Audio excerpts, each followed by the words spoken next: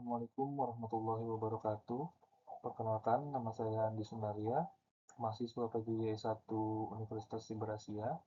Pada kesempatan kali ini, saya akan membahas materi yang cukup teknis, namun sangat penting dalam akuntansi keuangan lanjutan 1, yaitu mengenai transfer antar perusahaan untuk aset tidak lancar.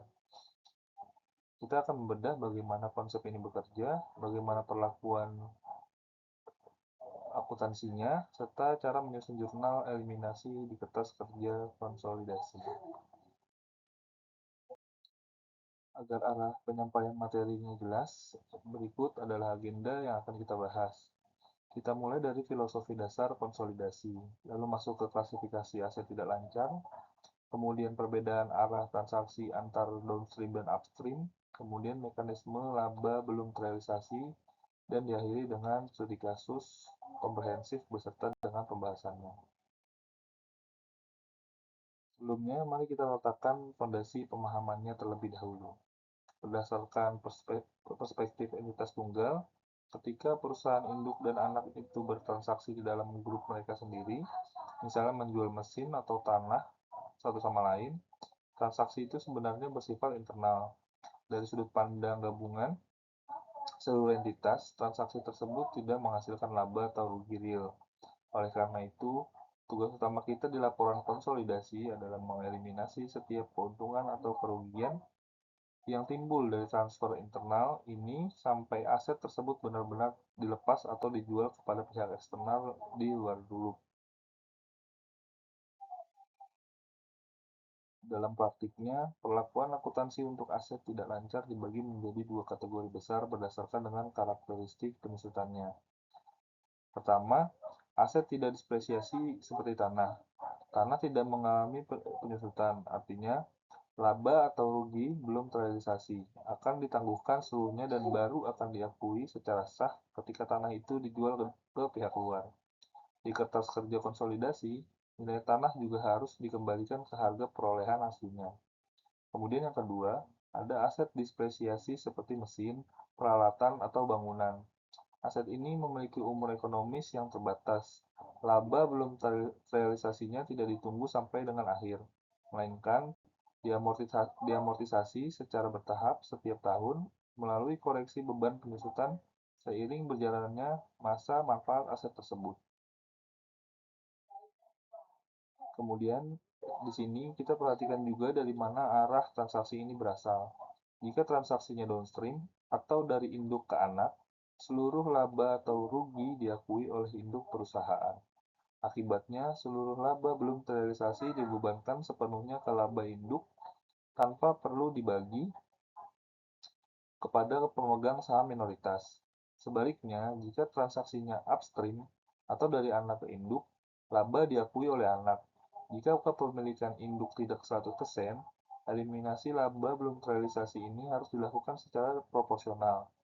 Artinya, kepentingan non-pengendali atau KNP atau pemegang saham minoritas ikut menanggung porsi laba belum terrealisasi sesuai dengan persentase kepemilikan mereka.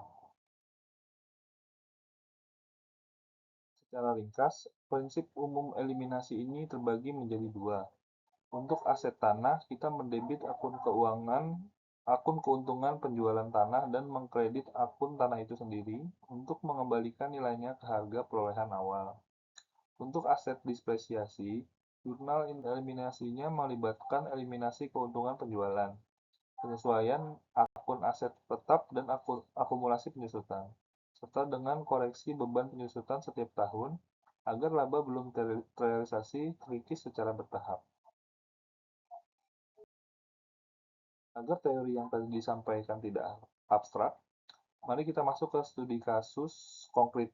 Misalkan, PT Induk memiliki 80% saham PT Anak. Pada tanggal 1 Januari 2023, PT Induk itu menjual sebuah mesin kepada PT Anak seharga 120 juta. Perlu dicatat, mesin ini sebelumnya dibeli oleh PT Induk pada 1 Januari 2020 seharga 100 juta. Mesin disusutkan menggunakan metode garis lurus dengan estimasi umur ekonomis 10 tahun dan tanpa nilai sisa. Sebelum membuat jurnal, kita hitung dulu nilainya secara cermat. Saat ditransfer pada 1 Januari 2023, mesin tersebut sudah dipakai selama 3 tahun, yaitu pada tahun 2020, 2021, dan 2022. Akumulasi penyusutannya adalah 3 per 10 dikali dengan 100 juta, yaitu 30 juta. Nilai buku atau carrying amount mesin saat ditransfer adalah harga perolehan dikurangi dengan akumulasi penyusutan, yaitu 100 juta dikurangi dengan 30 juta. Hasilnya adalah 70 juta. Karena PT Induk ini menjual seharga 120 juta, maka terdapat keuntungan belum terrealisasi sebesar 50 juta, yaitu hasil dari 120 juta dikurangi dengan 70 juta. Sisa umur ekonomis mesin tersebut tinggal 7 tahun lagi, yaitu 10 tahun dengan dikurangi dengan 3 tahun yang sedang berjalan. Nah, karena ada kenaikan harga jual di dalam grup, pencatatan beban penyusutan di pembukuan anak perusahaan menjadi terdistorsi. PT Anak mencatat penyusutan berdasarkan harga perolehan baru mereka, yaitu di angka 120 juta, dibagi 7 tahun sisa umur ekonomis, yang menghasilkan sekitar 17.142.857 per tahun. Padahal dari sudut pandang konsolidasi, penyusutan yang harusnya diakui adalah berdasarkan basis perolehan awal, yaitu 100 juta dibagi dengan 10 tahun, yakni 10 juta per tahun. Akibatnya, beban penyusutan yang dicatat PT Anak terlalu tinggi, sebesar Rp7.142.857 setiap tahunnya. Kemudian, berdasarkan analisis tersebut, pada akhir tahun 2023, di mana itu adalah tahun pertama, kita membuat 2 jurnal eliminasi di kertas kerja.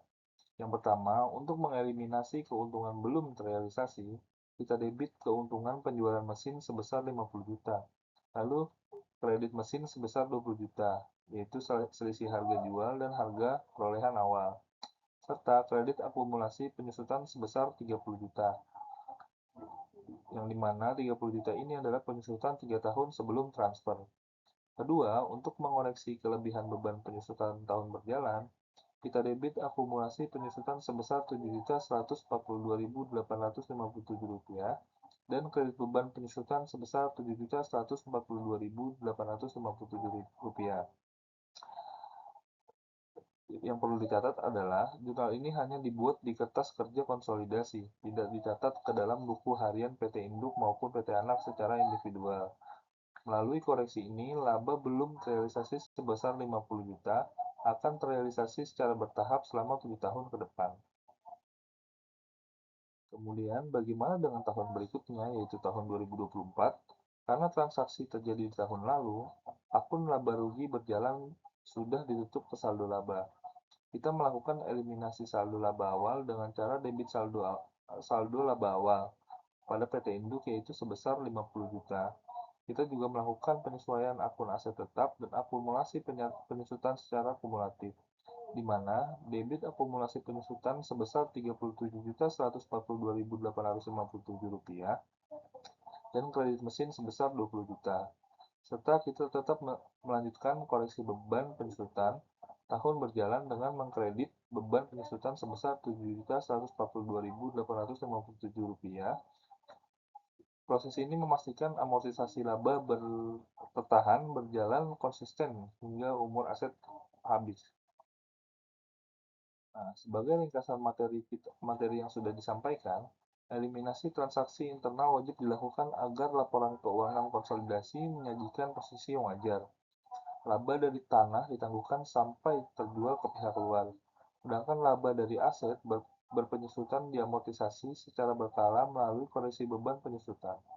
Langkah ini sebenarnya sangat krusial untuk mencegah terjadinya overstatement laba akibat transaksi internal pada perusahaan. Demikian penjelasan saya mengenai konsep transfer aset tidak lancar dan cara menyusun jurnal eliminasinya. Lebih dan kurangnya saya mohon maaf. Assalamualaikum warahmatullahi wabarakatuh.